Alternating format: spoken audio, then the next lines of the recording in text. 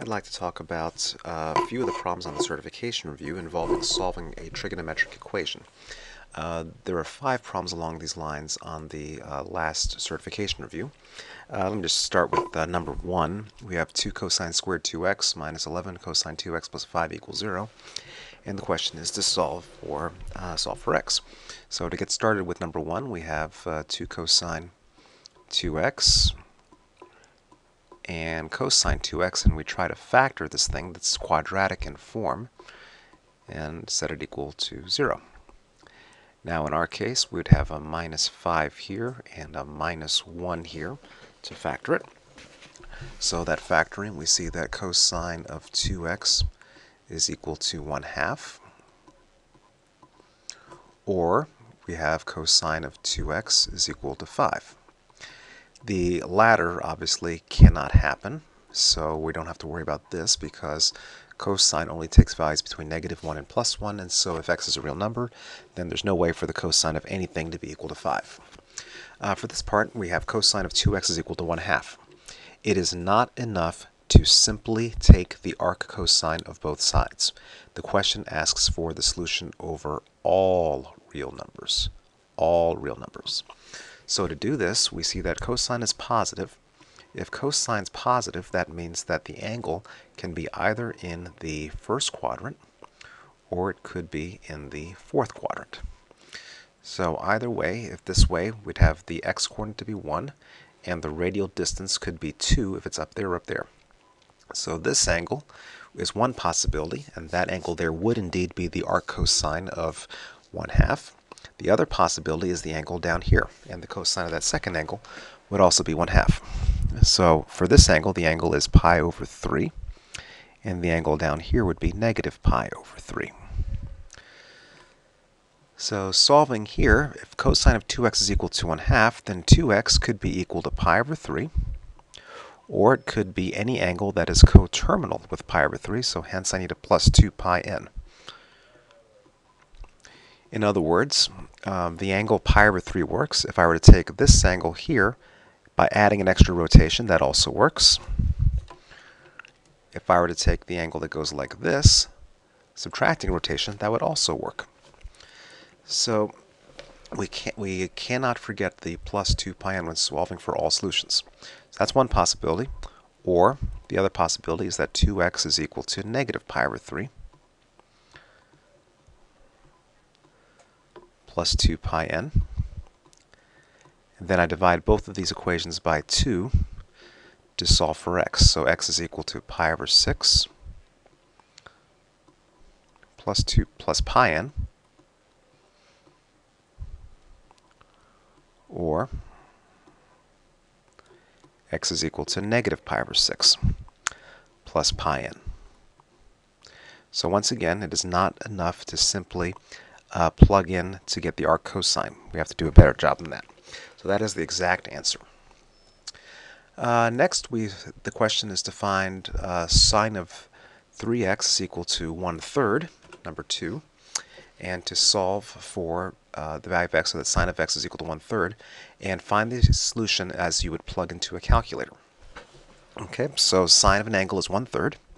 So if sine is positive, that means the angle could be in either the first quadrant or it could be in the second quadrant. So I need to find the angle that is down here, or else I need to find an angle here, or else any angle that is coterminal with those. So the first angle would be the arc sine of 1/3. Okay, plus 2 pi n. And that would be the angle which is 3x, or 3x is equal to the second angle. Well, the part that you see in green here would be equal to the arc sine of 1/3. That's this angle is going to be the same as this angle. So that means that the angle in red, this big angle in red, would be equal to pi minus the arc sine of 1/3 So this part by itself would be equal to the big angle in red, and then again any angle that is coterminal, so plus 2 pi n. So that's the solution for 3x. To solve for x, we would then go x is equal to 1/3, the arc sine of 1/3 plus 2 pi n over 3. That's one set of solutions. The other possibility is that x is equal to pi over 3 minus 1/3 times the arc sine of 1/3 plus 2 pi n over 3. And that is the exact answer. And then if I wanted a numerical approximation, then I would plug into a calculator. So that is the exact answer for problem number 2. Problem number 4 is a trigonometric equation with a tangent. So to do this, the tangent of an angle in this case is negative. If tangent is negative, that means the angle must be in either the second quadrant or else the fourth quadrant. So the picture would look like this. That's a lousy picture, so let me try again. So it'd be the angle there, or it could be the angle that's down here. And labeling the sides, this side would be square root of 3. This side's negative 1. Alternatively, I could have 1 here and then negative square root of 3 over there. And the angle would be this one, or you could have an angle to be this one. Now the period of tangent is pi, and so actually we don't need to have two separate classes of angles for this one. The solution here in this case would be 2x is equal to, well, the angle that you see here is negative pi over 3. So negative pi over 3 plus pi n. I could, if I wished, have two separate classes of solutions, have something plus 2 pi n and something else plus 2 pi n, but they would both collapse to be the one set of families like this. And then I would divide by 2 to get x is equal to negative pi over 6 plus pi n over 2. So once again, it is not enough to simply take the arc tangent of negative square root of 3. We need to get all solutions for this problem, not just one. Okay, next let's talk about problem 7.6. We have sine of x minus square root of 3 cosine x is equal to negative 1. To get started on this one, the first step is actually to basically divide by 2. So we have 1 over 2 times the sine of x minus the square root of 3 over 2 cosine of x is equal to negative 1/2. Now why in the world do we divide by 2? The reason we divide by 2 is that I want this part here to be the cosine of something, and I want this part here to be the sine of something. So to make this work, let's see if I can draw the picture. We want the sine to be negative and the cosine to be positive, which means I need an angle in the fourth quadrant. So I need the angle here. Could have this angle here if I wished. So that I have this part is 1, this part is negative square root of 3. Negative. And the radial distance is equal to 2. And clearly the angle in question here, or an angle in question that would work, would be negative pi over 3.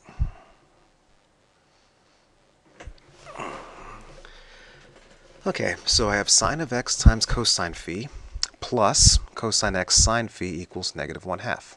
So I can combine these to be the sine of x plus phi, which we found phi to be equal to negative 1 of pi over 3 is equal to negative 1/2. So the sine of x plus phi equals negative 1/2. Now we have to figure out where the sine of something can be equal to negative 1/2. So let me clear this picture out. To solve this equation, and before I forget, let me mark that the angle phi that we found was equal to negative pi over 3 from that picture that we had. So to find where the sine is equal to negative 1/2, there's two possibilities. If sine is negative, it could be in the third quadrant or else in the fourth quadrant. So I would have negative 1, 2 here, or else negative 1 and 2 here. So this angle is negative pi over 6. That's one possibility. The second possibility would be the angle that goes like this, and that angle would be negative 5 pi over 6.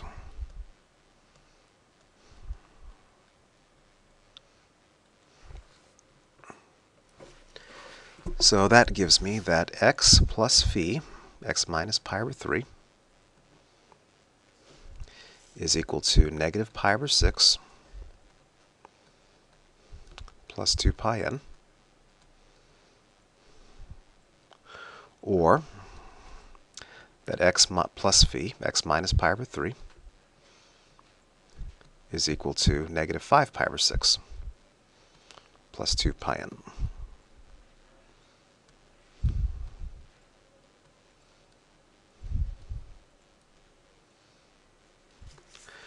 Okay, so in conclusion, let me finish the problem up here. So I'll clear off this space. So concluding, we see that x is equal to pi over 6 plus 2 pi n. That's one possibility. And the other possibility is that x is equal to negative pi over 6 plus pi over 3 makes, I believe, negative pi over 2 plus 2 pi n.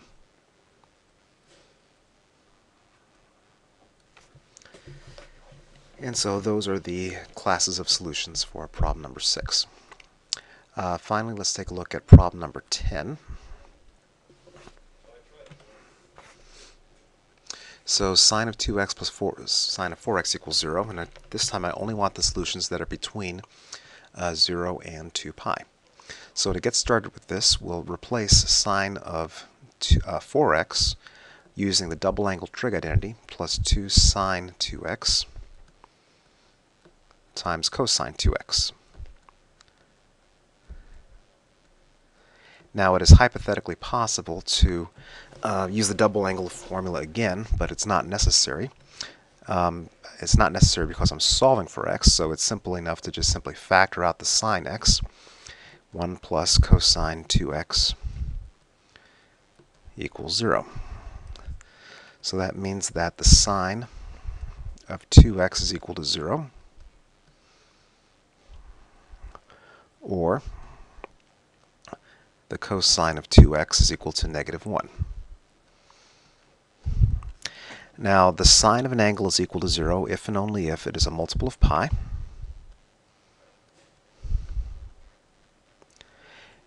And the cosine of an angle is equal to negative 1 if and only if it is coterminal with 3 pi over 2.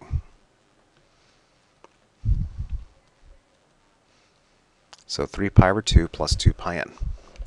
So solving for x, we get x is equal to n pi over 2 as one possibility, or x is equal to 3 pi over 4 plus pi n. Okay, now the question is, how many of these angles are between 0 and 2 pi? This time the question asks for the solutions that are between 0 and 2 pi as opposed to all solutions. So counting the endpoints, we have 0, pi over 2, pi, 3 pi over 2, and 2 pi. That comes off the first grouping, n pi over 2. Off the second grouping, we have 3 pi over 4. If I subtract pi, I'm outside the range. If I add pi, I'm still in the range, 7 pi over 4. But if I add a second pi, I would be outside the range. So there are 7 angles in between 0 and 2 pi, so that the sine of 2x plus the sine of 4x is equal to 0. So in a nutshell, for all of these problems, we can't just simply take the arc sine or the arc cosine or the arc tangent and be done with it. We have to worry about angles that are coterminal, as well as the possibility of angles in a different quadrant than where the arc function is lying.